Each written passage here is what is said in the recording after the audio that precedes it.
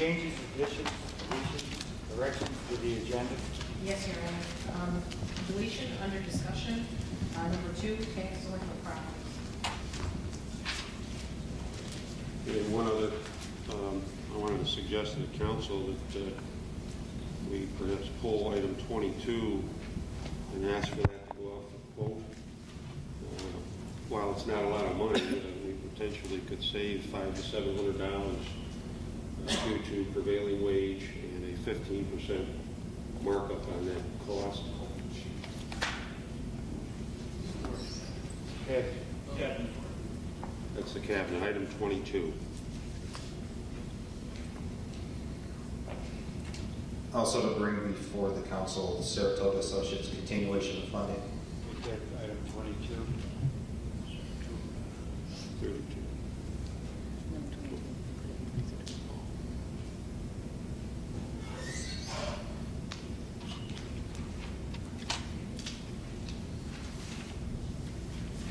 The other? Call a roll, please. Mayor Bullard. Here. Alderman Lincoln. Here. Alderman Rice. Here. Alderman Weston. Here. Alderman Cavallaro. Here. Alderman Schroeder. Here. Alderman Woodward. Here. All present.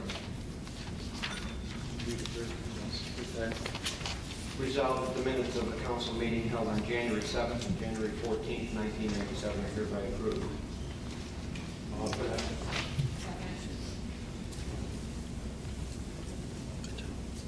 You move that. Second? Second. Second, I'm sorry. All in favor? Aye. Any opposed? Motion carried.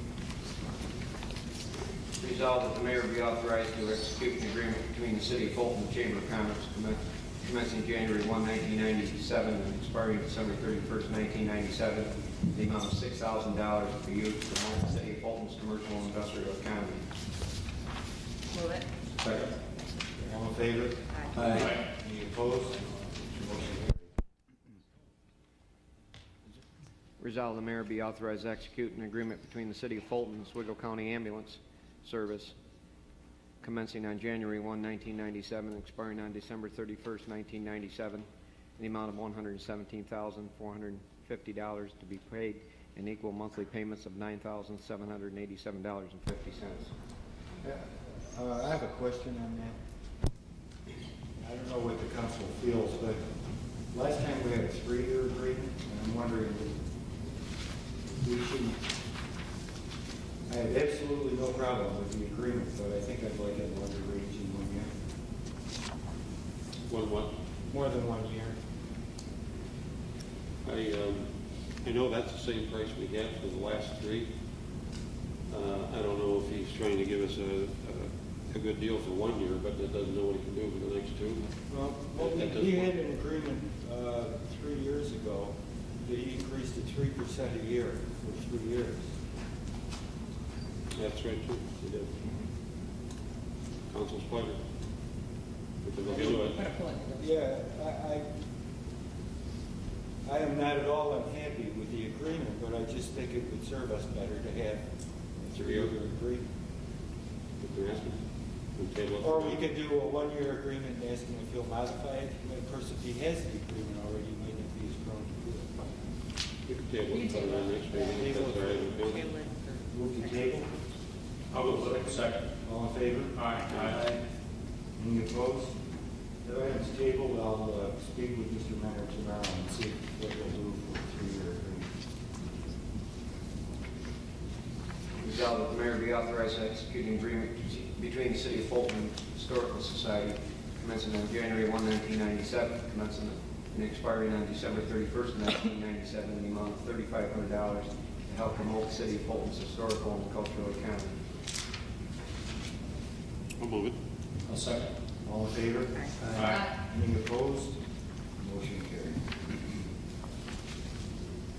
Whereas the city clerk was authorized and directed to advertise for a public hearing to be held at this meeting February 4th relative to a proposed local law which would amend Chapter 118 of the City of Fulton Code entitled Plumbing.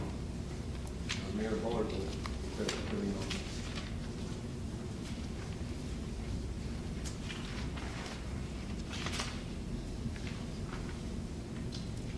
Mr. Vaughn, you want to talk about this at all? Mr. Nardozzi. There's only 4 items on this. These were afterthoughts after we finalized the zoning code. The first one deals with the fact that we might not have a journeyman at any given time, and therefore would produce a vacancy in the board. So we want to amend that to say that the master plumber may be substituted for this position. And the second one was simply a title error on the top of the section we want to correct. The third one is involved with extending from 3 years to 5 years, the period in which you can shelve the license.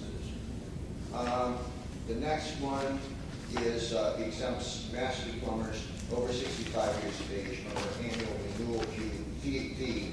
That was a resolution that was introduced last year and never put into our old code and left out a new one, and we wanted that back in. Certificate of insurance has been changed to be certificate of insurance and bond, and the last paragraph describes a bond that's required in Chapter 70 of the code. Anyone else have any comments? Any comments from the council? Close the public hearing. Anyone want to offer that? I'll move it. I'll second it. All those in favor? Aye. Any opposed? Motion carries.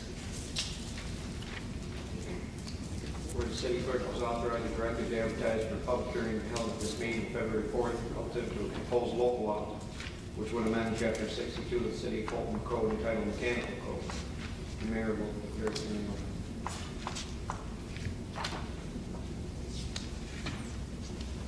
Hearing is open. Does anybody want to speak on this issue? Declare the hearing closed. Anybody from the council? There was some discussion about creating another board, I guess, and whether or not we should investigate the possibility of incorporating this along with the plumbing board. And I don't know, if our city Spoke to attorney Mr. just Sullivan about it this morning. advise us a little better on that issue.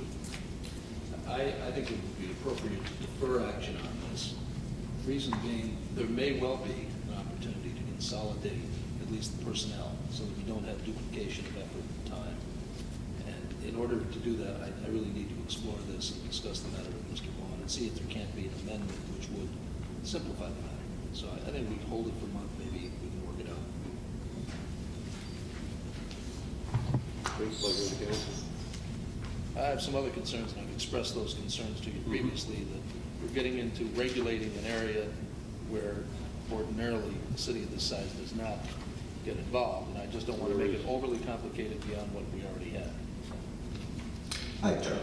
A couple of comments. The first one on A, that was changed so that we could have both the plumbing board serve on the mechanical board so that the members could be intermingled.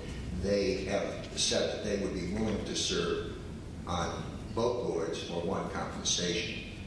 So that's a change which allows that to occur. The second one is just a change in the appointment time for one person, and the other was simply a change that's a verbiage change. But just to let you know what that represents.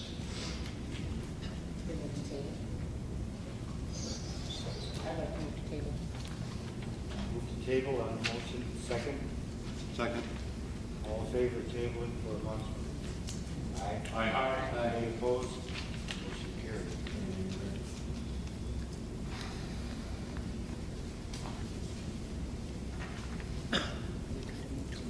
Where the city clerk was authorized and directed to advertise for a public hearing to be held at this meeting February 4th relative to a proposed local law which would adopt Chapter 82 of the City of Fulton Code entitled Food Vendors Permit. Mayor Bullard will declare the hearing open.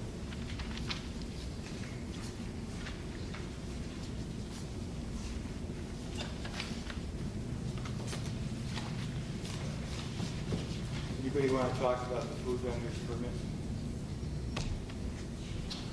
The intent of the permit is to have some control. Right now, the city issues merely a license and has absolutely no control over behavior of that person that is granted that license, behavior, the business conduct, or anything else. this issue came up last fall, late last summer, as a matter of fact.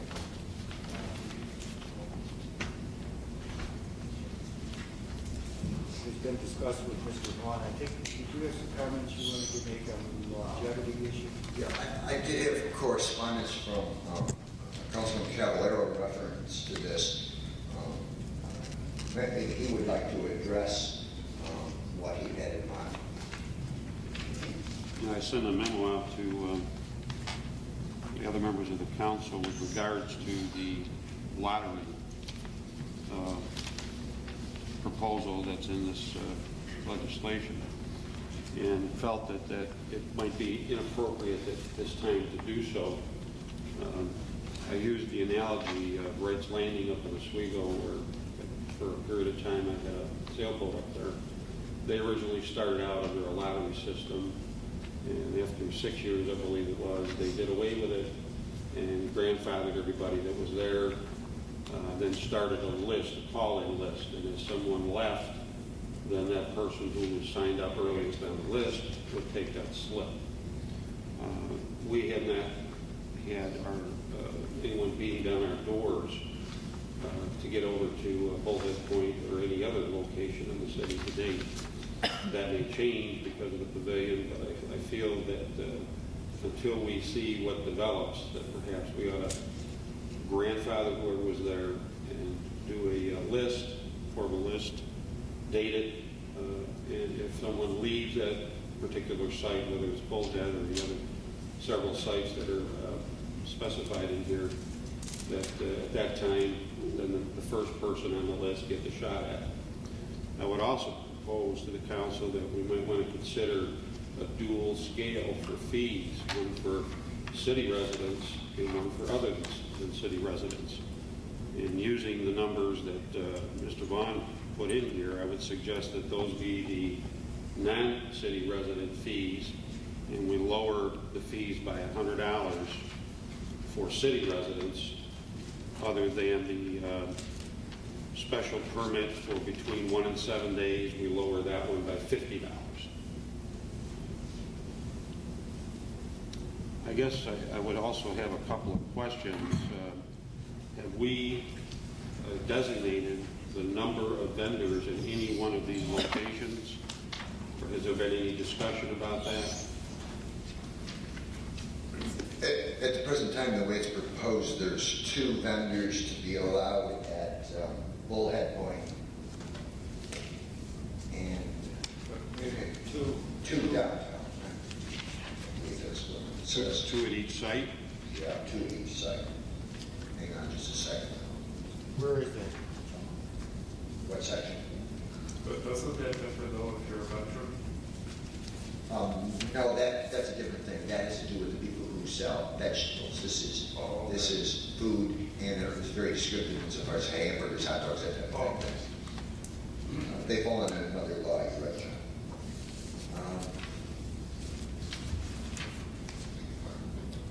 Okay, persons that be under 82.9. Check the location of the number of spots.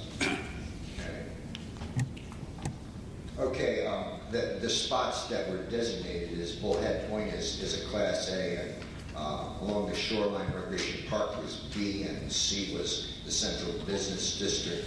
It's up to council to decide how many spots would be available.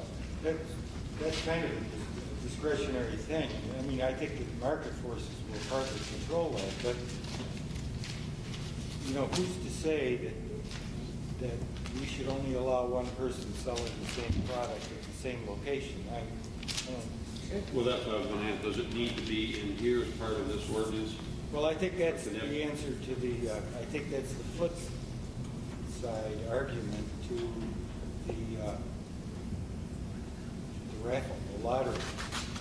You know, if you had 3 people interested in downtown in putting hot dog vending machines in front of their property, I don't think that necessarily would be too many. You might have one in Cayuga, one at one end of South First, and one at the other end. The other problem is that you got business owners, you know, the old Syracuse argument where you had a tax-paying business owner there who was paying as much for a permit as someone who had a hot dog wagon and came in and parked right in front of their store. And I think you could have an issue with it. Wouldn't that be, think you could have with a lottery though? If you had a lottery, somebody could get, you wouldn't have preference for the guy that owned the restaurant, you understand what I mean? Yeah, but you You have. could lose out to someone who didn't. No, because the council has the discretion to name the number that they want there. So you're suggesting leaving it out here, is that what you're saying? Suggesting leaving the lottery in there, and if you had 3 people, let's say you had 3 people for the downtown, two were downtown business owners and one was an outsider, you probably want to give licenses to all 3. Yeah, but how do you know when you draw on a lottery next that those business people You'll will know get the it? applicant, you'll know the number of applicants you have for any given spot. But they may not be drawn. That's what I'm saying, like for In instance, answer a live to that, restaurant. Let me try to see if I can answer that question for you. After you give me some ideas from your memo and relevant to this issue, it seems that the only real problem is the lottery, the way it's working now. And so when I was wondering, you made a suggestion about a change, I changed your wordage a little bit, but first of all, you should know that there was 2 permits issued last year to Bullhead Point. One is a city resident, one is a non-city resident. So we can't really be partial. The second one never shows up. But he paid $750 for the no-show, so. Oh, is that right? Under this legislation, if he paid $750 and he didn't show, we could replace it. Okay, that's one of the options we have. We don't have right now that type of option. But you recommended changing the thing, and I'm saying that I think that the answer to that is there have been people there, and they've been there for years. They're entitled to some rights, I suppose, you know, because they did do a good job and they support the city in the various ventures. But I don't think I would want to ever lock up that situation forever and forever.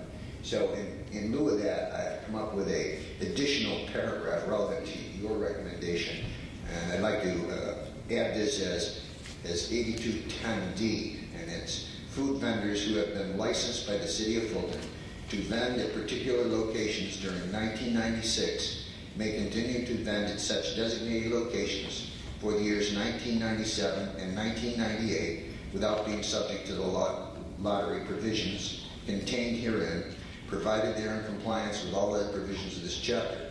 Commencing in 1990, these vendors would be subject to the lottery provisions. This is kind of my idea of grandfathering them and at least amortizing what their investment is at the present time. I'll submit that to you for your consideration.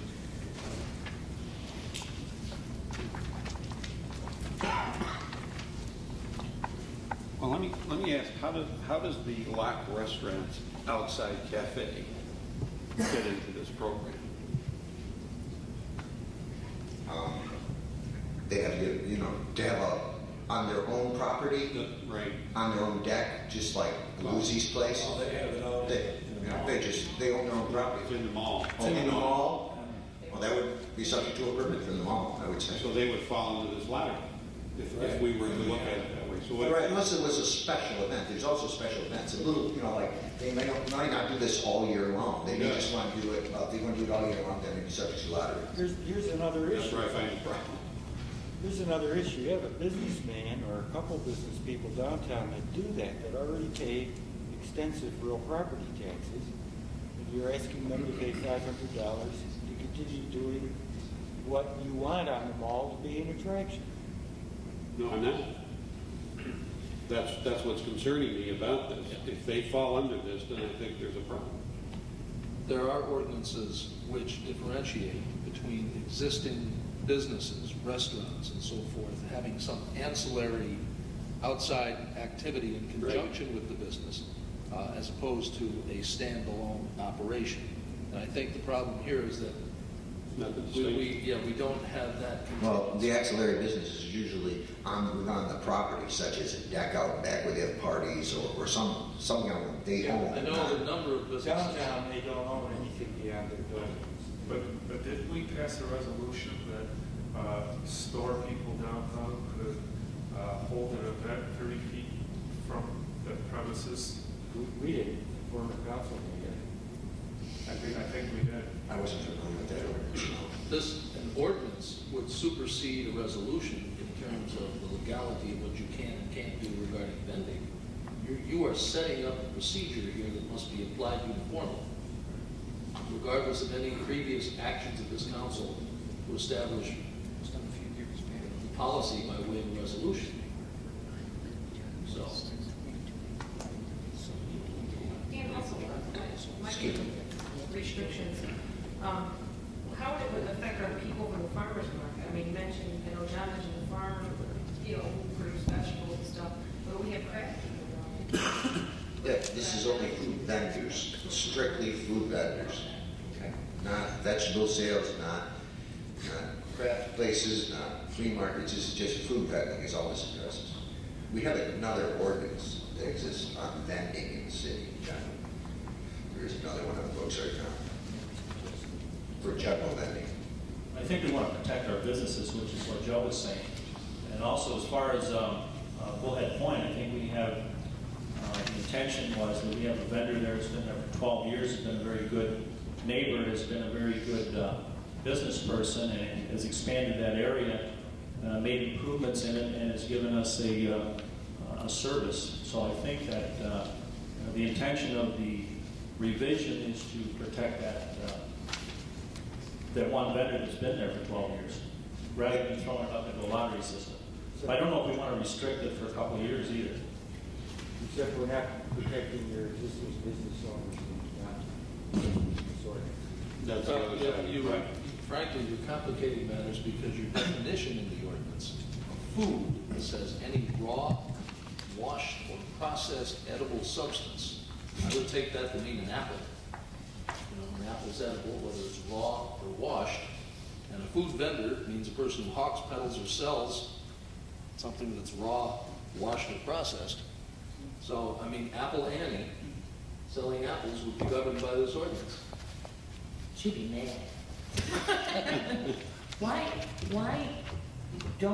would we charge a business?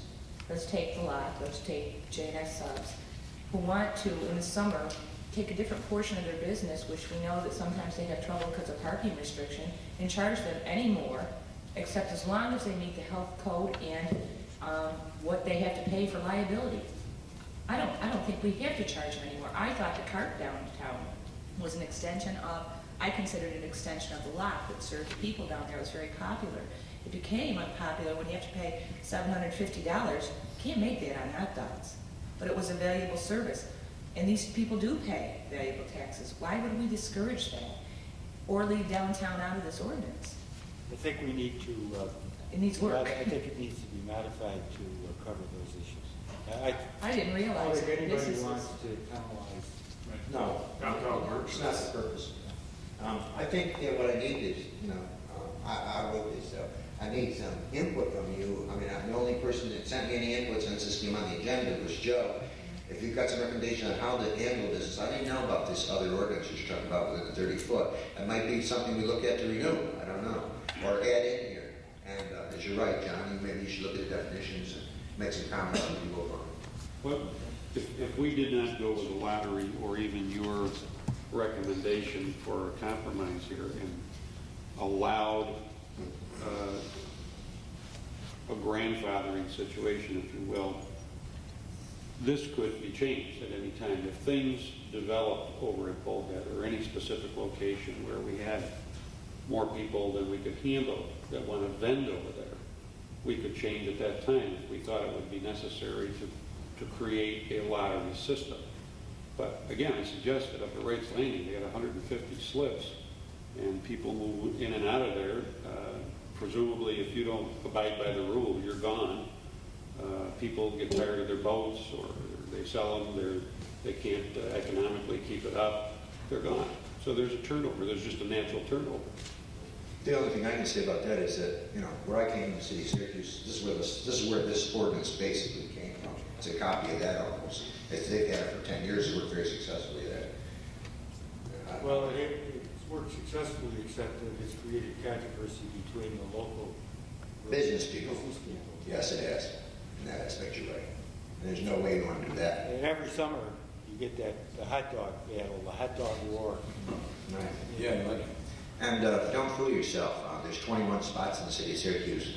All of them make their payment. I mean, you're talking about $1,200 for a spot. But down In some locations. Yeah.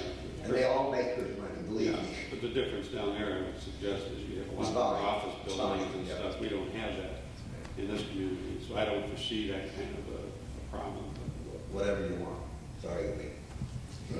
Yes, Mr. City Administrator.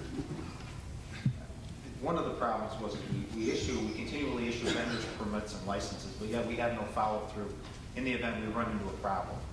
So the problem needs to be identified as to how we're going to handle if we have an abuse or a problem on city property with a vendor, short of enacting the sanctions of the penal code and making arrests and have the police come over. So we thought that we needed some type of control, and that's what prompted this. Up to this point, initially, when that was brought out last year. And I believe there is a difference between running a slip and selling it for a retail basis on a boat versus selling food for a retail basis. And what we do need to do is somehow gain control over just issuing a license and giving someone the permit to do something, and then how do we get that back? How do we control it?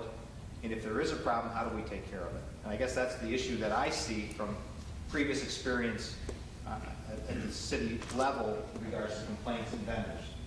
And I think that needs to be addressed in this ordinance. I don't know if this ordinance, as it is proposed, may go too far, and maybe we need to relook at it and address it from that standpoint versus going to a so involved process. So I just offer that to you. I would agree that maybe some control, because if something goes wrong, if they're not picking up litter in the area, maybe that should be grounds for a revocation of permit. But that one of those, that specific thing isn't stated in here.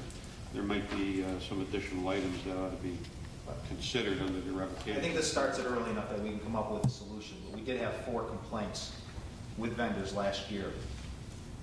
from the public show or From the each other? public and, no, from the public, and about the public from the vendor. You know, there's one other complicating factor here that you need to think about, and I can tell you this from experience. If you have a city-sponsored festival or an event, you then must make an exception to the rule, because otherwise, if somebody brings in a bunch of food vendors over at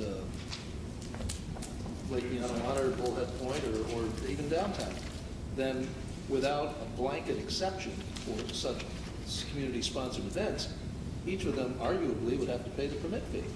Well, he does So talk you- about a special permit for 1 day and 7 day, 1 and 7 day events.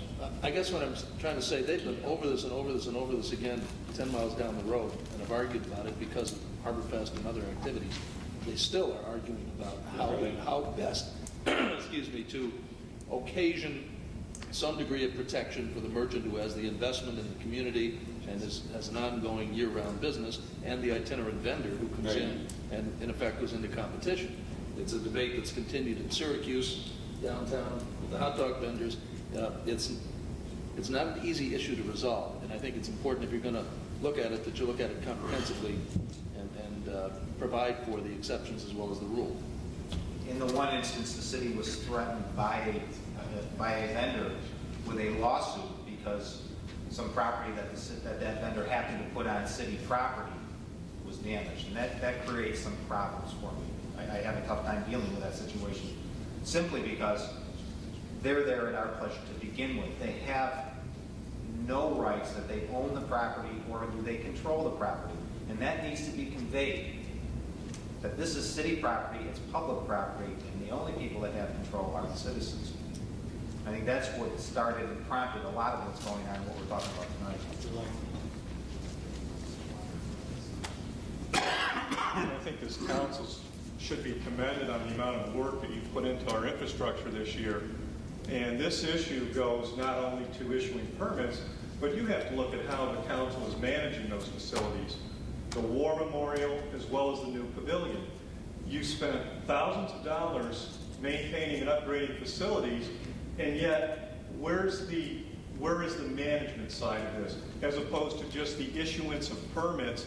Who's to say that these facilities are properly maintained without input from this council, or at your discretion to have a management firm come in and take a look at these issues? Because that was part of these infrastructure improvements. This was going to be part of a big comprehensive improvement, not just building a pavilion and saying, okay, we're going to have a lottery system for issuing permits, because then you do lose some control. And you might have a problem with either the person that you issued a permit to not obeying what you feel is in the best interest of the residents of this city. Whether that person who pulls that permit is a city resident or not, I think you need to look at an overall management policy on the monies that you've spent in maintaining these facilities and upgrading them, so that you don't get into problems down the road. Thank you. I think we've all already addressed that. I think Joe Allen can bring that up. I think we have people who are going to be designated to maintain those facilities. That brings into a whole other section, and I don't know if you want to get into that tonight, but essentially, in a nutshell, Just hold up just for a minute. What's the council's pleasure with this? How about a table? Yeah, Definitely. just like the city attorney to provide some additional information, perhaps. Well, I get you lots of stuff. That'll. All in favor? In conjunction with You Mr. Brown. opposed? Motion carried. Mr. Allen? there's another item on the agenda that really addresses in a roundabout way what Mr. Lane was talking about. We have consistently since 1994 been addressing some situations in regards to what and how we can deploy our people. And you're going to see on one of the items, I'm not sure what number it is, where we're reclassifying a position from that of a cleaner to a laborer. And what we have successfully been able to do is take the description of the laborer and apply it to that position. In other words, if someone is a laborer, and they qualify under that position, they are a laborer. They're not something else by another title, and they are entitled to more pay because they obtain that title. What we intend to do as we go down the road this year is to try and see how the positions weigh out. In other words, for City Hall, we had a cleaner. And we used a laborer here for some time, and that worked out fairly good, but then we had someone who had some experience in the building, and we moved him over to this position. The idea in doing that is at some time in the future to look at having someone with experience to go out and train those temporary people that we could use to catch up with, or those people that are laborers, and assign them to a building or move them from time to time from one location to another. But in other words, we still need someone to maintain consistency in training so that the quality of the upkeep and the quality of the maintenance remains high. City Hall in the last 3 months has seen a significant increase in the maintenance of just the floors and everything in the building. And the person that is responsible for that has charted a program which we're documenting now to apply to the other programs. He's working with Barry Ostrander, and what they intend to do is, since we've made these significant improvements in the buildings, to keep those buildings up. In the next couple of weeks, we will be attempting to hire another laborer, and that will give us another position to designate out to this task. And we can have many people, or all the laborers, trained in city government to do this type of maintenance. And they're all doing it from the same perspective. They're all going to do the same type of tasks, and they'll all have the same type of description in doing that, so that we're not taking positions and creating them and saying that this person, because he does this task, is entitled to more money, when it is essentially covered by that other position in the first place. And that's where we're going with that. I think most of the council is aware of that, just so that the public becomes aware that that is the way we intend to upkeep these buildings. And when there is a problem with a building, not to let it fester, but to get at it and correct it at that time, and not let it go on so someone else can say, well, look at this, I can add to it.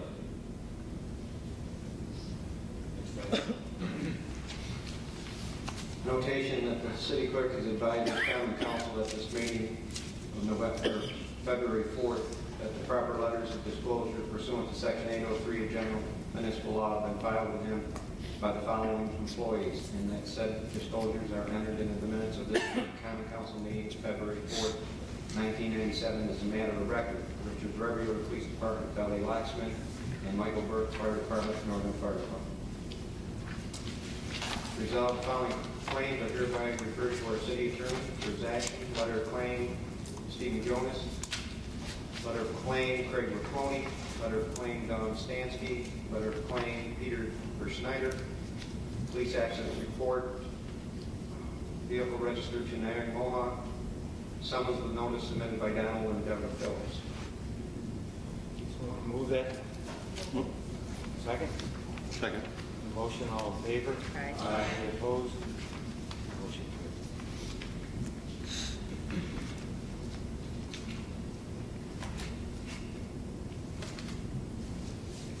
Resolved that the city clerk is hereby authorized and directed to advertise for a public hearing to be held on March 4th, 1997, at 7 p.m. relative to a proposed local law which would amend Chapter 152, subsection J of the city code entitled rental permits.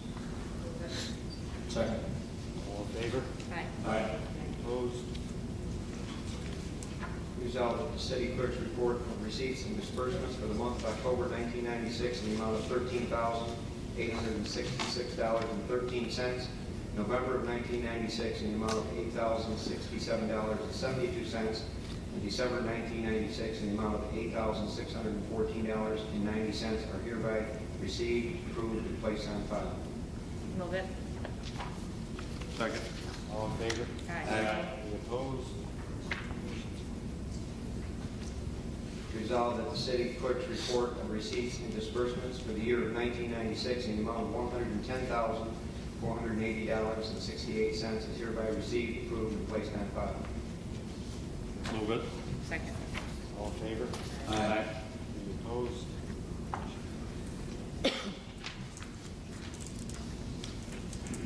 Resolved, the city chamberlain is hereby authorized and directed to transfer the following funds: $6,990 from the G1990 contingent account to G1989.49 miscellaneous fees account to cover the annual administration fee for the state revolving fund loan agreement. $15,253 from A1990 contingent account to A9775 urban development repayment account for the principal and interest on the urban renewal note for the Nestle Storm Sewer Project. $1,104 from the F1990 contingent account to the F8310.47 water administration account for legal services, and $22,250 from the A1990 contingent account to the A1210.44 mayor's account for professional services. Paul B. Nolan. We want to move that? Second. All in favor? Aye. Any opposed? Resolved that effective January 1, 1997, crossing guards will be paid at a rate of $11 per day work. This is a pay increase of $1 per day and is a budgeted item. Move it. Second. All in favor? Aye. Opposed?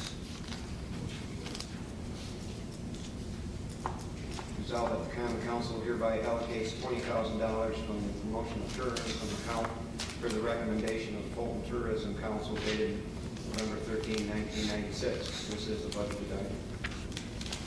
I'll move it. Second. All in favor? Aye. Aye. Opposed?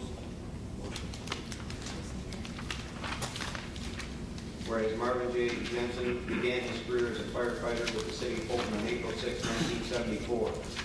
Whereas Marvin J. Jensen was promoted to the rank of Assistant Fire Chief on January 1, 1984. He was appointed Fire Chief on January 1, 1988, in which capacity he served until his retirement on December 28, 1996, serving a total of 22 years for the City of Fulton Fire Department. Whereas Chief Jensen has been a supervisor who led by example, earning the respect of his fellow firefighters and other city employees. Whereas his dedication to the Fulton Fire Department and the greater Fulton community is sincerely appreciated by his fellow workers and members of our community, as well as by the mayor and members of the common council. Now therefore be it resolved that this resolution of honor for Marvin J. Jensen be spread upon the official records of this common council meeting on February 4th, 1997. A copy of it to be transmitted to Marvin J. Jensen in appreciation for a job well done. Second.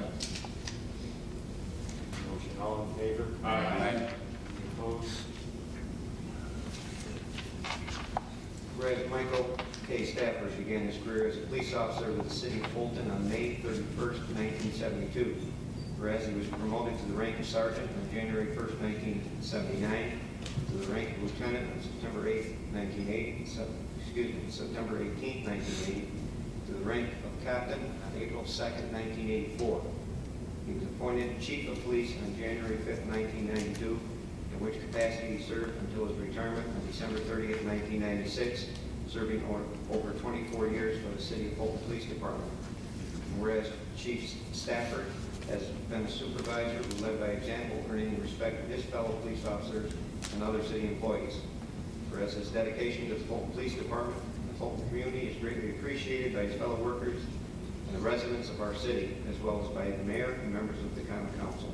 Now therefore be it resolved that this resolution of honor for Michael K. Stafford be spread on official records of this common council meeting of February 4th, 1997, and a copy of it transmitted to Michael K. Stafford in appreciation for a job well done. I'll second it. All in favor? Aye. Any opposed? No need to read the next one. You have it in front of you.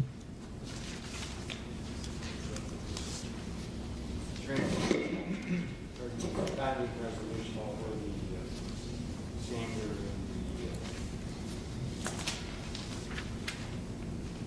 the street sweeper and the chipper. It's just lengthy legally. Someone want to offer? I'll move it. Second. Second. All in favor? Aye.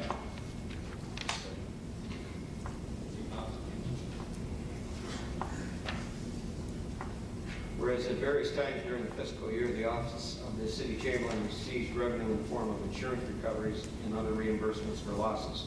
Whereas generally accepted municipal accounting procedures mandate that upon receipt of said insurance recoveries, the City Chamberlain should increase the city's estimated revenues in the amount of the insurance recovery, contemporaneously increase the appropriation by the amount of the insurance recovery in the specific budget for which the insurance money was received. Now therefore be it resolved that the City Chamberlain is hereby authorized and directed during the fiscal year of 1997 to increase the city's estimated revenues in the amount of any insurance recovery money received, and to contemporaneously increase the appropriation in the specific budget for which the insurance money was received. I have a question on this resolution. Why doesn't the city chamberlain do that automatically? Why does he have to have a resolution? I don't know that we've had that occur too often with the insurance in particular. Is that the reason? It's accounting. That's Simple true. accounting. And we've read it for the last 3 years. I think we'd say forever. It's not a matter of state law, Mr. Sullivan. I think that the authors suggested that this. As I understand it, it's because we've already passed and approved a budget with a certain amount of revenues in it. In order to appropriate those back to another account, we have to authorize them to do so. That makes sense. Thank you. Thanks, John. That makes sense. You want to offer that? I'll move it. Second. All in favor? Aye. Any opposed? Motion carries. Only in government do you need the resolution to an accountant. Your accounting, will you learn in accounting? Okay. Resolved that the appointment by Mayor Bullard of Timothy Coyne, 73 South Pollard Drive, Fulton, New York, as Commissioner of Deeds, effective immediately and to expire December 31st, 1997, is hereby approved. You want to move that? Second. All in favor? Aye. Any Excuse me, opposed? Joe, could you check your microphone? It's not coming through. One did. Thanks. Yeah.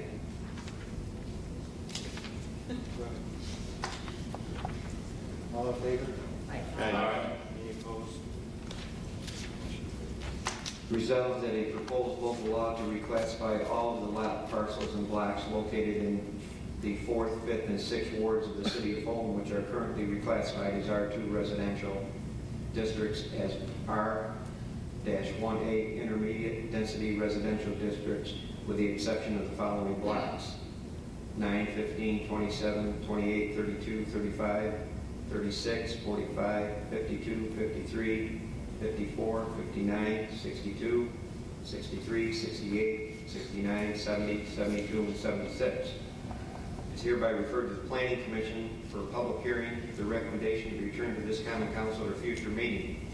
Notation: said blocks are indicated in the review and reports generated by the Fulton Bureau of Code Enforcement are on file in the Fulton Code Enforcement Office in the municipal building. Could you read those numbers? Yeah, I didn't get all of it. Sound like he's drawn from the lottery. I'd like to move that. All in favor? Aye. Any opposed? I just want to make a quick comment. I got to once again commend Alderman Trowbridge for the work that she's done in this area. The Code Enforcement Department and Alderman Trowbridge especially has worked countless hours to put this together. So we're all looking forward to that being brought to the Planning Commission for their public hearing. Well, I want to take the time to thank Dan Vaughn and Steve Vaughn. For many weeks, I went down and shoved him in a corner, and he very graciously let me use his computer. Steve Vaughn has been extensively involved in this project along with Dan Vaughn, and Steve has done a very, very good job of organizing this into a very simple manner. And it's going to be very, very clear to the public what blocks are going to be let in. The East Side Alderman at this time has decided to go as a whole unit in front of the Planning Commission. And I do encourage people to come down and look at the plans, which will be available. They are colored, they're very easy to understand, and they will be available in the Code Enforcement Department. The Alderman will be available at all the public hearings, which there will be one here. There will be one at the Planning Commission. And if the Planning Commission, if we find a lot of questions are being asked, we will be glad to hold one as Alderman, just as an East Side meeting. I think you will be surprised. The vast majority of these wards are qualifying under this, which means that there would be no more conversions of the single-family homes left in this city. It's very protective of the city. It is very positive. I have gotten an immense amount of feedback, and it's one thing that I think I will be very proud, and I think the other aldermen I can speak to, that when we leave, we can leave the city with some very, very good protection. I think this council, many of the people that have worked with us in the code enforcement feel the same way, as do the Planning Commission, that we have taken the greatest step to protect the city against investment capital, and it has become very popular. So I know I asked Mr. Vaughn to bring it here tonight, if anyone here is interested in viewing it. Their block is available, and the blocks that were listed are the only ones that do not qualify in that 3-ward zone. So that is an immense amount of land that is being protected, and I think we're encouraging the public to back us on this. And I do thank the code enforcement again for all the work they've done. It's been wonderful.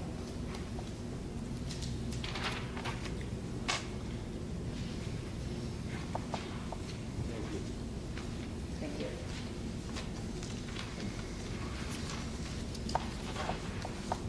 Resolved that the common council hereby authorizes the city's 2 election custodians to attend custodial schooling at the Voting Machine Service Center in Gary, New York on March 4th and 5th. The cost not to exceed $400 plus mileage to be direct charged to the elections account. Move it. Second. All in favor? Aye. Any opposed? That microphone working? Yours? Yeah. Any opposed? Motion carried. Were we going to do Saratoga 22? Yeah, we were. Yes, we will, I'm sorry. That's okay.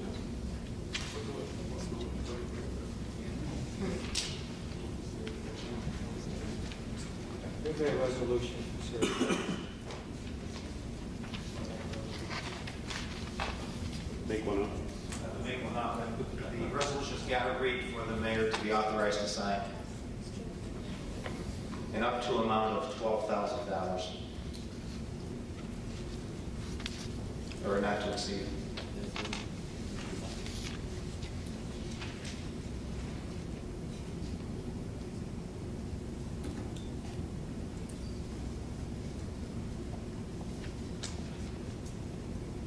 It's an amendment to the original agreement with them.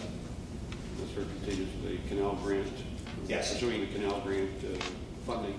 It's an ongoing, we're at the point now where we're going to submit an application, and it's ongoing funding. There's other means of funding that will become available, and as people come on board, we're going to need to have them fit into the overall plan architecturally as well as financially to have that view for them, to make sure that everything's consistent throughout the corridor. And we've isolated it. I don't know if you need an overview for it at this point, but it is currently in draft form and needs to be reviewed. So it would be an amendment to the existing contract. That's correct. It would be an amendment to the existing contract, adding $12,000. An amount not to exceed. You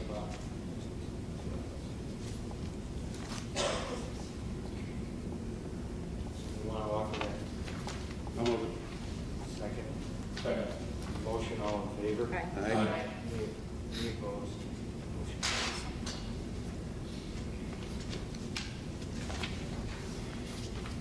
Whereas the meeting of the council held on June 4th, 1996, the city clerk was authorized and directed to receive sealed bids in his office in the municipal building on or before July 9th, 1996, up to 4 p.m., be publicly open at 4:15 p.m. in the council chambers. For water piping materials for the city of Fulton in accordance with specifications prepared by our Water and Sanitation Commissioner. Whereas said bids received and opened and read aloud by the city clerk as follows: Blair Supply Company, $29,859.70. MJ Plankton Supply, $27,098.92. Delano Brothers, $28,431.18. Martisco Corporation, $26,664.85. Whereas bids were referred to the Water and Sanitation Commissioner and the Engineering Department for review and recommendation of award.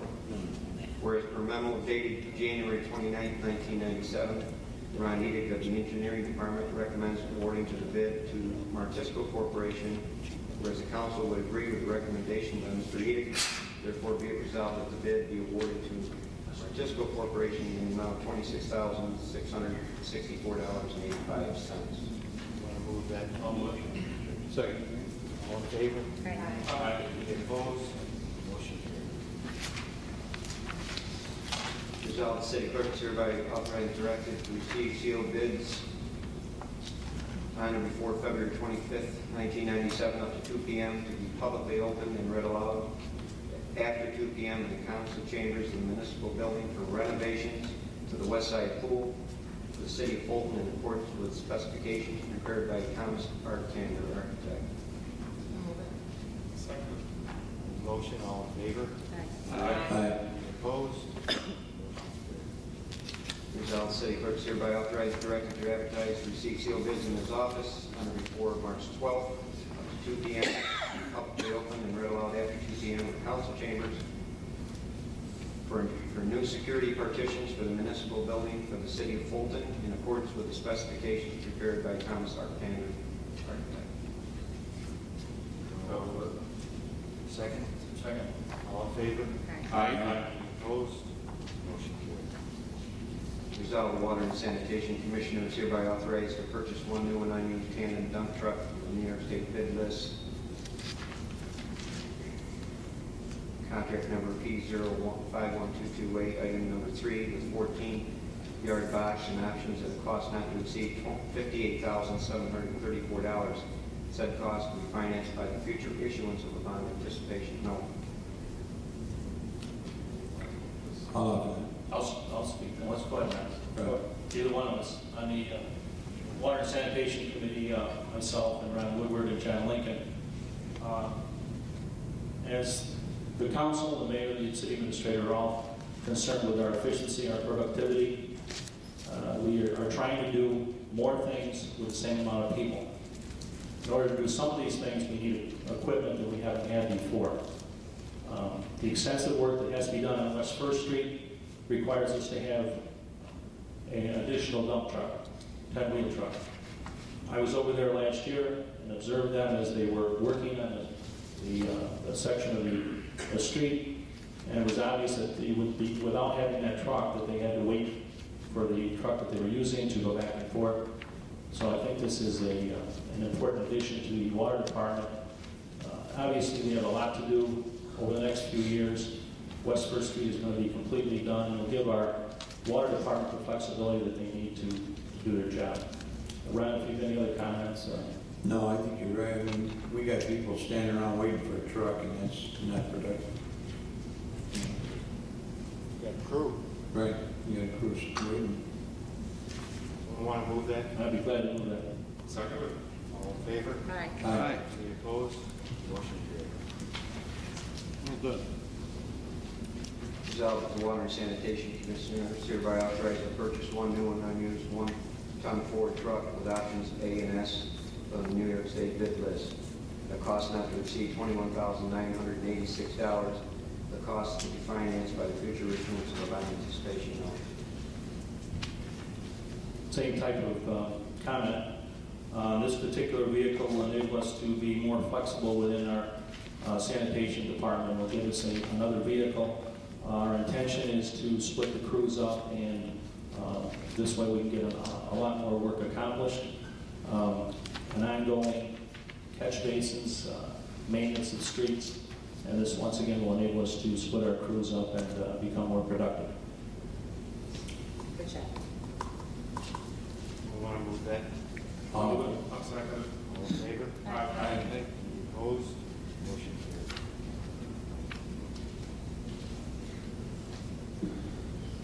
There was a meeting of the council held on October 1st, 1996. The trial period for lifting of time limit restrictions for all city parking lots from the south curve of Oneida Street to the south curve of Rochester Street was extended for an additional 90 days effective October 19th, 1996. Whereas it has come to the attention of this council that this extension expired on January 17th, 1997. Whereas the council wishes to extend said trial period for an additional 90 days, now therefore be resolved that the trial period for the lifting of time limit restrictions for the city parking lot specified above is hereby extended for an additional 90 days retroactive to January 18th, 1997, and to expire on April 17th, 1997. Your Honor, before we vote on that, can we have a little discussion? Please. Actually, let the chief go first. Sure. If I can just give some background on this. Going back to July 22nd, that was the first time the council voted for the 90-day trial period for basically no enforcement of the 2.5-hour time limit for Canal View Mall and extended from the Oneida Street curb to the Rochester Street curb and the south curb lines. That was extended for another 90 days back on October 1st, which ran through January 17th. In December, a complaint went into the mayor's office and was turned over to me. Some of the merchants were complaining about the prime parking spots being used by employees and that they were not available to the customers, the merchants downtown. To that end, and in an effort towards community-oriented policing and some problem-solving strategies, I detailed our traffic lieutenant to deliver a letter to all the downtown merchants in an effort to try to get a consensus as to what they thought was going to work out best for them, to basically have the merchants themselves involved in the decision-making process, or at least to feel them out for an opinion as to how they thought the trial period was working. The letter was personally delivered by Lieutenant Davenport and Officer Dave Ludington, and at the same time they delivered about 25 copies of a letter. They also elicited some comments from the merchants, and the general consensus was that the majority of the business people were satisfied with the current situation, leaving the parking lots open with no time limit imposed. Some said that there were a few customers that were complaining about the parking lots being filled and having a difficult time finding a place to park, but that was only an occasional complaint. 3 of the downtown businesses and 3 of the businesses which actually service drive-up patrons were opposed to removing the time limits on a permanent basis, and they felt that the lack of the available parking spots near their businesses were basically forcing people away. That I just want to bring to your attention. Not everybody's going to be happy regardless which way we go, but the general consensus is that for right now people are happy. The majority seems to be happy, although there are some businesses that are not satisfied with the prime parking spots being occupied by employees of the businesses. I think some of that speaks to the type of businesses that are down there. There are a handful of businesses that do need parking spots for customers. However, we have a lot of businesses down there that are strictly, maybe 10, 12 employees, and there's not really a lot of consumers coming in. But that's downtown parking in a nutshell. Thanks, Mike. You did a good job. Well, what I'd like to say, Your Honor, this is something that's been a problem ever since I've been around Fulton. Downtown, I think everybody knows, in the last 20 years, has changed from a retail type center to service oriented. There's still a mix of retail and service, but I have had complaints from at least a couple of the retail, or this, like the fast food and Herons and them. And it is a problem, and I don't know how we're going to solve it. We've issued permits down there, and we did everything but run a shuttle bus from the parking lot by the river. If we can't get people that don't care enough about the retail end to ask their employees to walk a few blocks instead of their customers, I don't know what we can do. My feeling on it is if we lose the rest of the retail downtown, then we peddle the parking lots and privatize them. Because I don't think we've got any business paying for parking lots for insurance companies, and we don't do it. I mean, there's doctors down there, insurance companies and surveyors.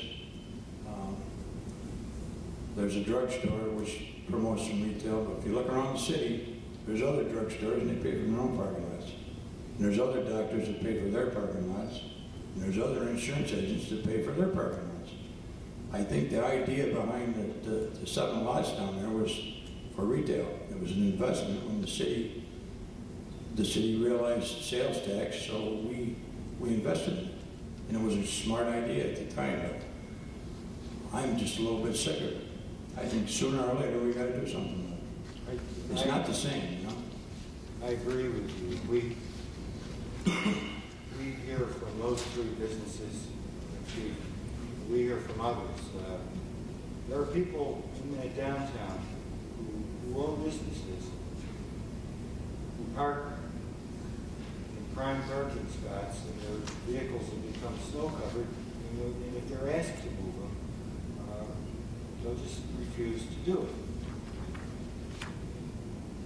And back in 1973 or 1974, the Special Assessment District was formed in the city to pay for snow removal and maintenance of the mall and parking lots. In that special assessment, the amount back in those days was estimated at $11,000. I think if you look at the budget in 1996, the amount is still $11,000. You can't begin to remove snow and do the other things you do down there for $11,000 a year. And when that was a retail area, you generated a lot of sales tax from that area. I took it upon myself to ask Lieutenant Davenport to see what it would cost to put parking meters in there. So if someone wanted to park all day long, they could pay $4 a day, or 50 cents for 2 hours, or 25 cents an hour.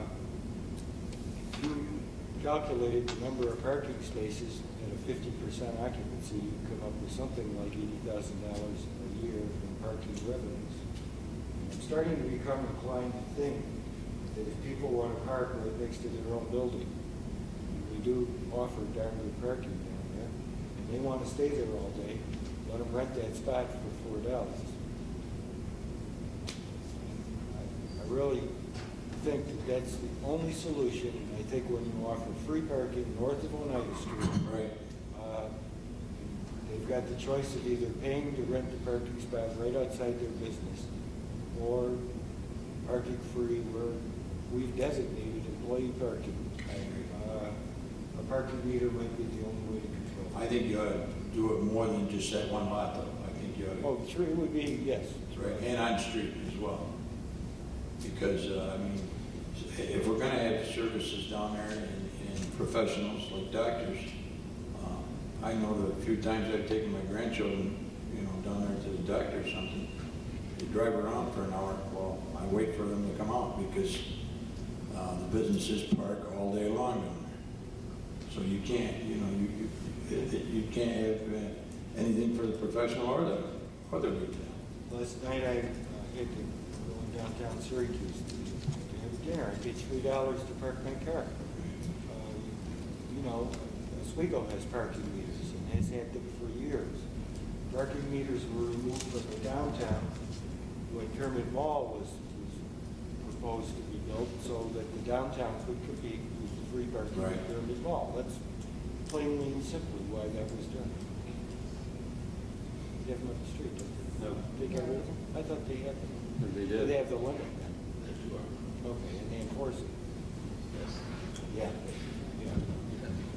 Well, Well, we'll have to enforce parking meters too. We do it, we'll have to push them down there. on top of just, I'm sorry, John, shops complaining, I've had senior citizens, and I'm not going to say complaining, but very concerned because they literally have had to drive around and they won't go there, the distance they have to walk. I've also witnessed myself one of the service-orientated places where they take your turn and go out and move your car. And I find it quite outstanding because many of their people are elderly that have to get in, and these were young people. And I could not believe. I would have concern too if I was a female or a male walking at Ida Bridge, but you look at most of the business hours, it's 5 o'clock. It's pretty much not dark. I think maybe the city would have, if they all used the north side of the parking and would have abided by that, I think if there was a few females stuck there till midnight, I think our police department would be able to work out an escort. I believe that we would do that in the community. I see people walking the bridges That's at right. midnight. I see people. You're absolutely right. But I mean, if someone was forced to walk alone, I don't think for a minute that we couldn't find some answer to that. But it's a game playing thing, and it is not fair for people that want to get down or for these businesses that are trying to survive. I really think we do have a major problem down there. What about the possibility of selling some of those lots down there? Well, how you sell those lots, you got a problem with that because you've always made a representation contractually to these building developers the parking would be available. And if you sold those lots and someone cut off their access to parking and said, wait a minute, I got 20 employees and this lot's for my employees and your customers can't go there, I think you got a major legal question. I think you got a major legal problem.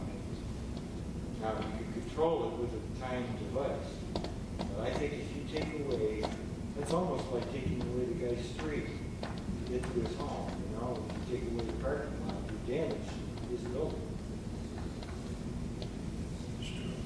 I don't know, it's as we've all said, it's a real problem. We started talking about it last year, and I went down myself and personally observed the parking from 6 in the morning till 10, and I think I came up with 50 to 60 cars that were parked in the parking lot before one customer came. That's right. Which was at 10 o'clock. And the people will park in that parking lot and walk over to First Street, they'll walk to places of their business and leave their car parked there all day. I think the ideal concept is one where the persons are responsible in front of their own property to have those people that are working there parked other than right in front of their business. But They won't do it. they won't do it though. We're constantly looking at this empty parking lot that we have north of Oneida Street and just wondering how can we get cars in there. There's 125 spaces in there. What bothers me about it in the real world, I work for a living too, and we have parking lots at Nestle's on 7th Street, 6th Street, and across 481. And we have women there that work at night and they walk. And I don't understand why those people feel they're any better. We're all paying for those lots, not just downtown. That $11,000 doesn't pay the light bill down there. Not to mention the tax money, the revenue you lose by not having them lots on the tax rolls. It disgusts me. I used to work in Niagara Mohawk, and you knew someone had to die in Niagara Mohawk to park within 5 miles in free lot. Yeah. It's true, and I walk 5 miles. I would say if we have to, if we find out the feasibility of parking meters and eliminate the special assessment. That'd be fair. Yeah. And then if someone wants to rent a space for $4 a day, that's fine. I think though that when they got a chance to spend $20 a week for a space or park free, but if they're walking half a block, they'll Yeah. walk. Well, there's so many things. I mean, you could even car them or have someone to pick them up or something, but, you know, it doesn't look like there's any movement down there, and it's all our problem. And it has been, this has been, Yeah. one time, when you were a traffic police, I think you counted the cars in the downtown. 309 employee cars potentially. Something like that. Yeah. It was over 350. I can't remember when it wasn't a problem, you know what I mean? It's always. But it was a little better before because it was more retail. Your Honor, before we get off the parking thing, this might be, it's close to the district down there, but I don't want to lose the thought here. One of the merchants down, he's not in downtown, the owns Cortina Shoe Repair, had some concerns about parking on United Street. And he wanted to know if, in front of Ludington's law office, if there's room for a couple of spots on there, if there could be some limited parking there. It's away from the traffic actuator. We get back to that because the chief needs to either know whether he enforces the ban downtown or doesn't. Okay, I'm sorry. I just don't want to get off the parking thing because I'm afraid I'll forget. And that's not all, he wants more. I'll remember.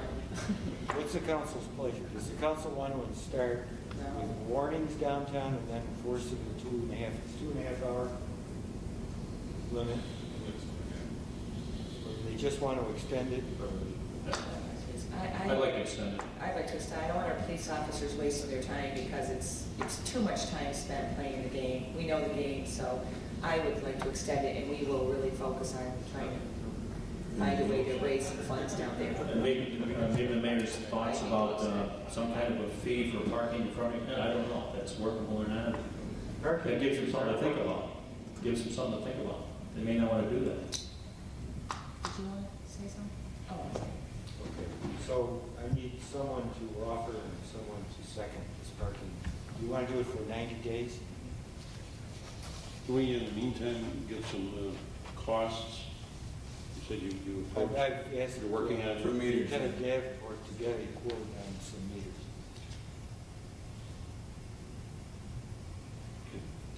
I'll move to extend it. I'll accept it. The motion, all in favor? Aye. Any opposed? Motion carried.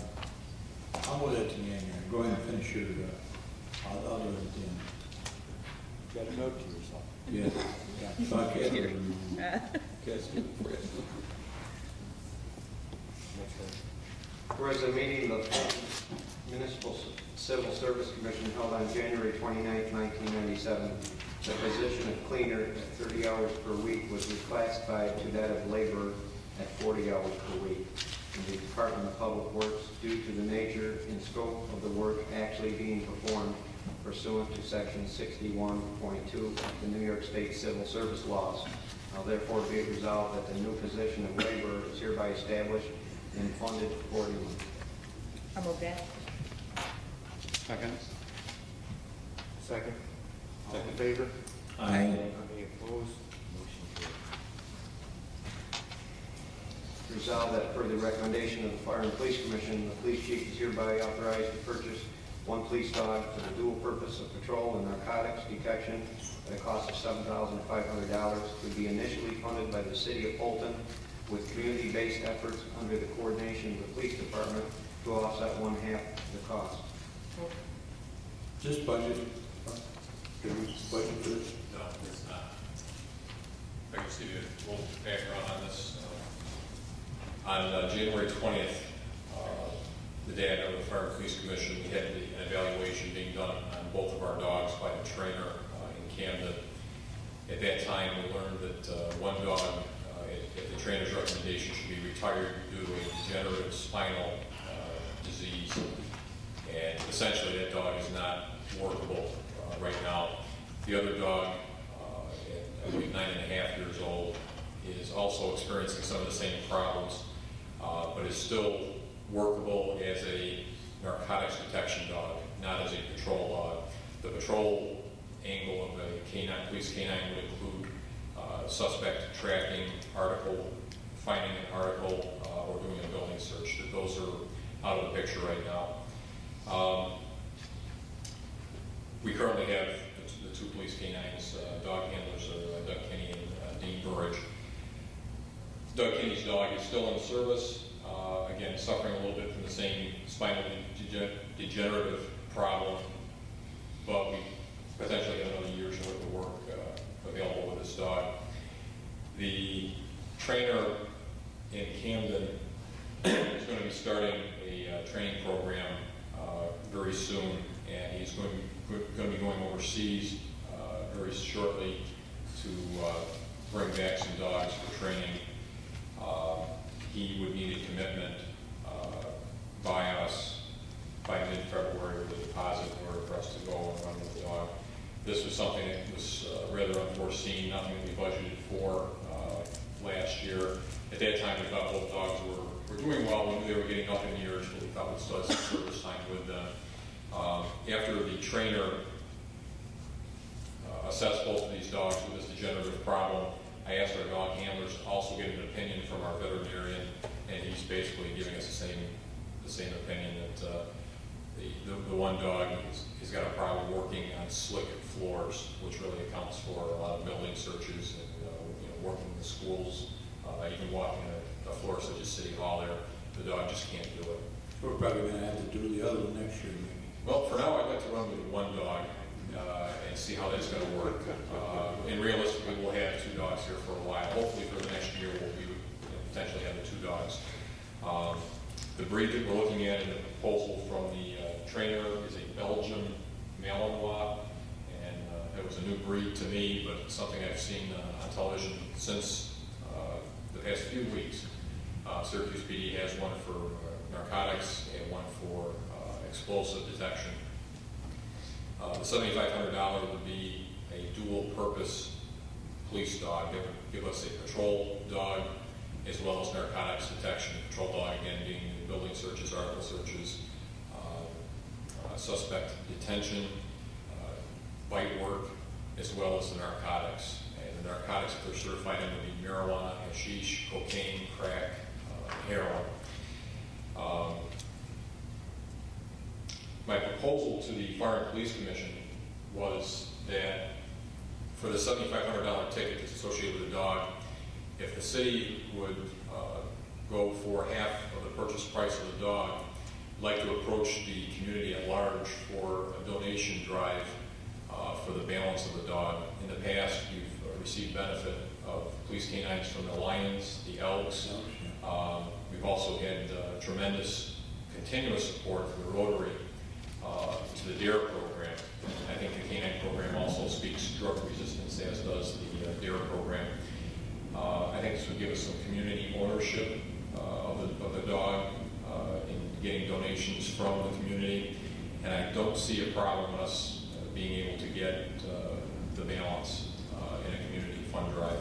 I think the Elks give Ike, remember, right, when he first came in? That kicked off the program, and Ike was a tremendous start to our canine program. It was the foundation of this canine program, and one of the best dogs we've ever seen. It was a Rottweiler. Yes. About how many years? Around 8 or Approximately. about 8 or 9 years. The handlers are telling me that there's about a 10-year service life.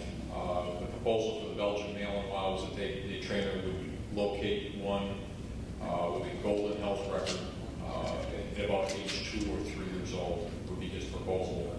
And I think I forwarded the trainer's proposal to everyone as far as the type of dog he would look for, health records, x-rays before you even brought him back over to the United States. But I'm saying to you, you probably should start figuring out on a regular basis when these dogs need to be declared. Right. Part of that's going to play to the injuries that they're prone to. The Belgian Malinois is not as prone to the hip displacement and spinal degenerative diseases that the German Shepherds are prone to. Sure. I got a letter from the chief, and I also sent a letter to the president of the Lions Club, and I'll be talking to the board of directors at the meeting on Thursday night. So I'm going to encourage them to once again become involved in this project. I know it was a good a project for us. How many years ago was the first? We either bought the first dog or the second dog. One of the, I know the sequence, but I had the dates written down there. I want to say it was 1984, 85. quite a while ago. But I'm hoping that the Lions Club once again will participate in this and help support it. Okay. I'd like to take a moment just to thank, I got the backup in the mail, and I did speak to Chief Spahn today, but I have never, as an alderman, gotten quite as detailed backup, and I appreciate the time you took. I was very comfortable with this, and I commend your idea for going to the community. Never quite had a proposal like that, but I think it's wonderful. I do support the dog program 100%, and I thank you for the time you took to give us the information you needed. You want to offer that? I'll move it. Second. The motion, all in favor? Aye. Any opposed? Motion carried. Thank you. Thank you. Thanks, Chief. We have one item for discussion, and an item by Alderman Woodward. Which one do you want to do first? We might as well do the Christmas decorations. I know Kathy's got some concerns on. I've been doing a little work on this, Your Honor, and yeah, wait a minute. Maybe I better do the other one for Mark. Kathy said she'd remind me. She remembered to remind me. Is that your question on United Street Park? Yeah, he said he talked to Gary Davenport, but Gary told him to see me. I'll get an answer for you. I'll find out. He realizes there'll be some limitations there, but he's looking for something in that area. They do have a tough time there. They got some businesses across the road and there's no parking, you know. I'll check that out. I'm not sure. I know there's going to be space, road width considerations, parking length considerations, but I'll check it out. I think it's away from the traffic actually. That was one thing I thought was going to be a concern. Right, I believe it is. I think driveways may come into play there, just from Yeah. what I recall, but we'll check it out. Okay, Answer. thanks, Mike. There was a couple other things that he talked to me about too. He also wanted to know, Your Honor, if we could tear the lamplighter down and make parking there. Hey, look, the guy's got a parking problem, Well, we'll fix everybody's problem, yeah? and I promised him I would ask him. I told him that I didn't think he would really go for it, but I told him I would ask him. And he had one other concern, and this doesn't have to do with parking. He has had some problems. He had to repossess that building he has there with rental units, and he's trying to get them up to snuff. And he doesn't feel like a few other people don't feel that he should have to pay garbage for a couple empty apartments. He's adamant about it, and he's talked to me about it at least 12 times. And I don't know what to tell him. I tell him as long as the meter's there, he's got to pay. He's taken a couple meters out, but he realizes now when he brings someone back in there, he's got to put them back in and pay to put them back in. And it's hard for him to understand why that meter has to do with his garbage. I can understand. I mean, the guy's struggling trying to. What's he? And it's going to be empty for a year. What is he doing? Well, what happened, Kathy, is he sold the building on land contract, and he ended up having to foreclose, and he took a pretty good hit on the taxes.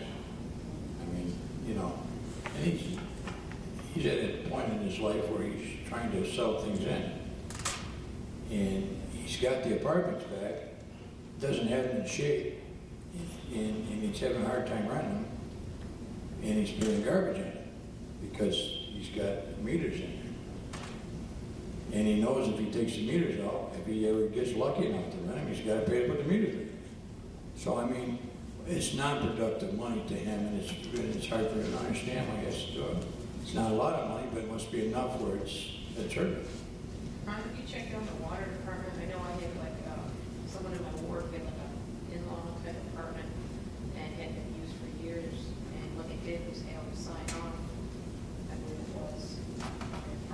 Joe is fixing those places up, and he wants to pay the taxes on them and stuff like that, which is good, because we were getting beat on it for a while, on the taxes and on it. And he's just trying to figure a way out that when he spends his money, it's on something that he realizes. You know. Okay, I would appreciate that. And I probably should have talked to you about it beforehand, but he asked me if I would bring it up to the council, so that's what I did.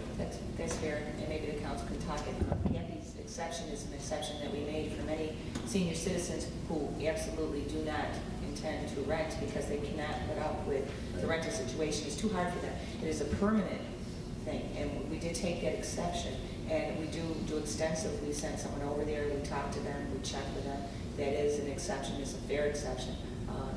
Do we always have to step back and look at different things? Certainly, we can always do that, and the DPW committee will be glad to look at that. It's something. Yeah, Ron, didn't he also get nailed with a big unpaid water bill or something too? Well, there was water, sewer, garbage taxes, you know. I don't, but I think we're getting a little close to personal business. Well, the thing of it is, what I'm trying to say is he's a well-respected businessman. He's trying to bring that back and pay taxes on it and do it. And you know, he's got some concern there. Thanks, Sean. Yeah, I think we can do it. Okay. That's no on the Rainbow, right? On the website, okay. Turn it around.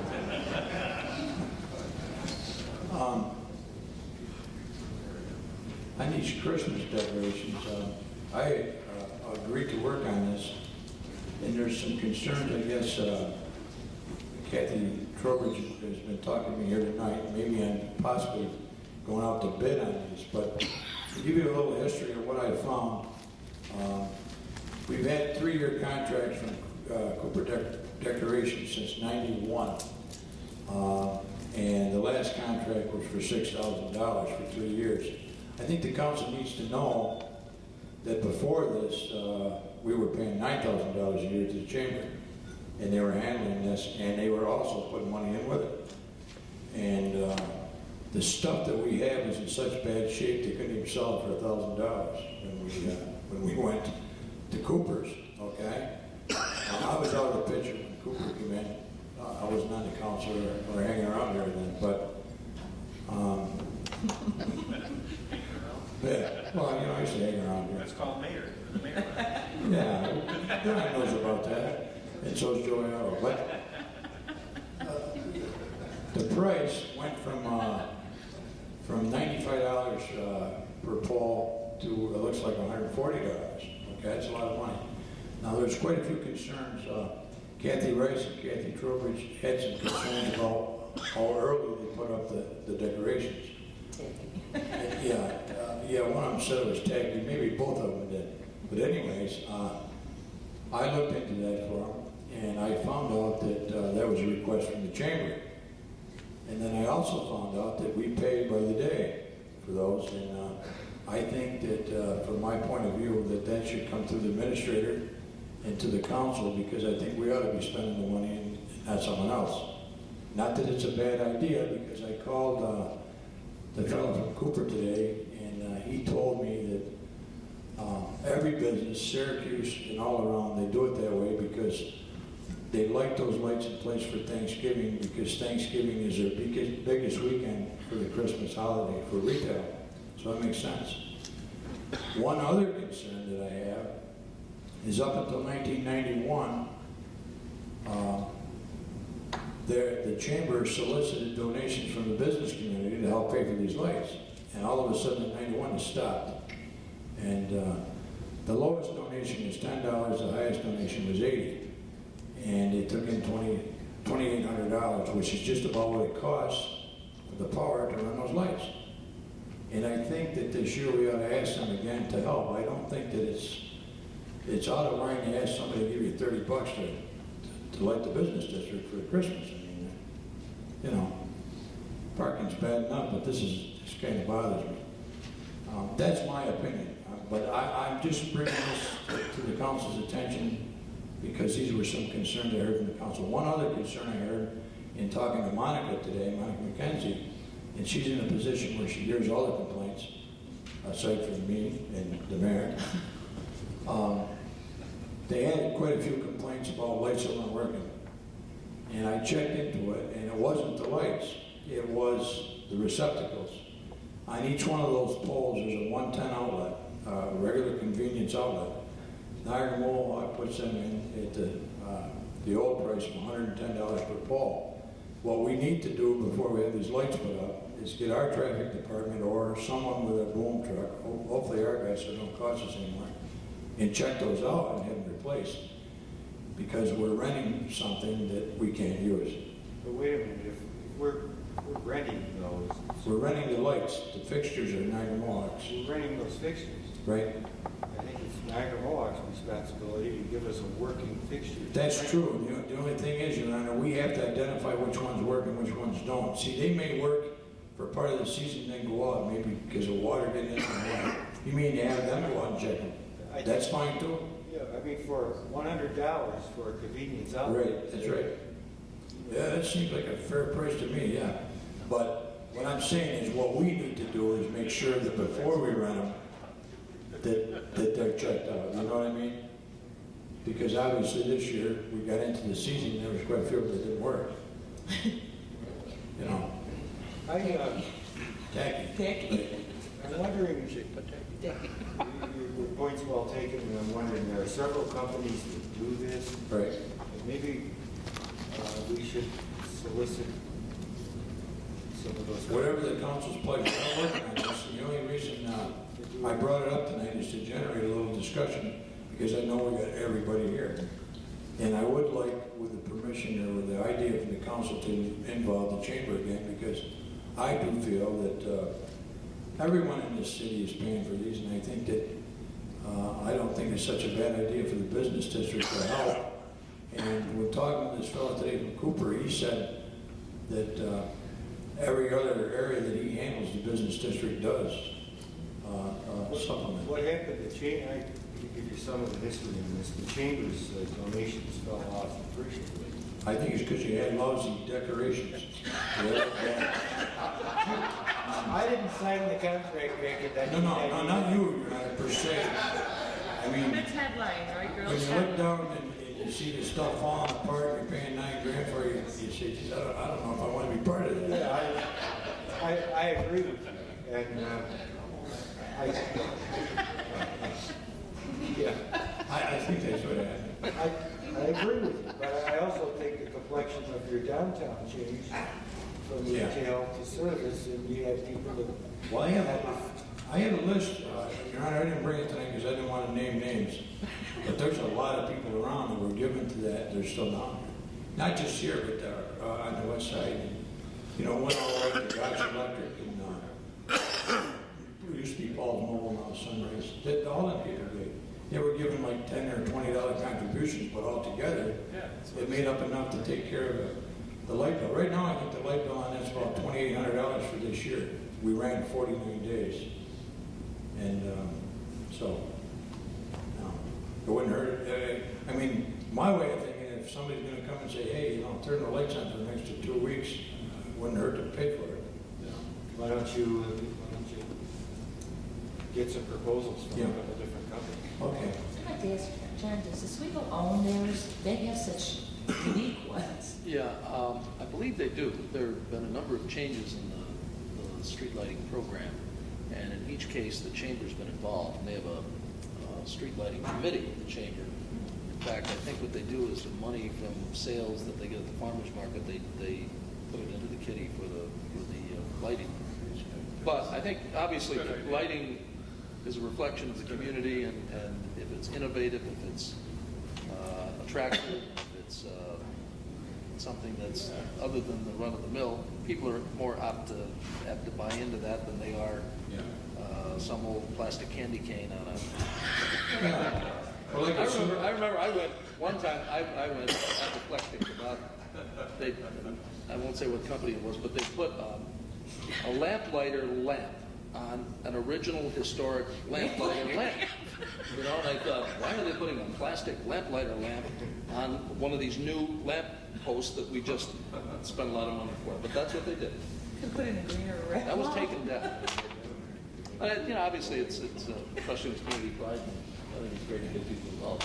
Ron, would they look into, I was, Andy and I talked about, Christmas decoration for after Halloween? Well, the reason they did that, Kathy, is because the chamber asked them to.